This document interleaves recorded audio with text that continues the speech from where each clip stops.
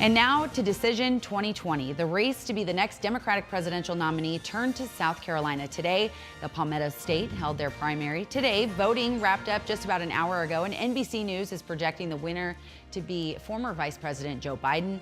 The results of this primary could be a better indicator of where the crowded presidential race is going with Super Tuesday, with 14 states that'll vote next week. What happens tonight is going to be very critical. And depending on how this rolls out, along with Super Tuesday, I think is going to win the candidates significantly.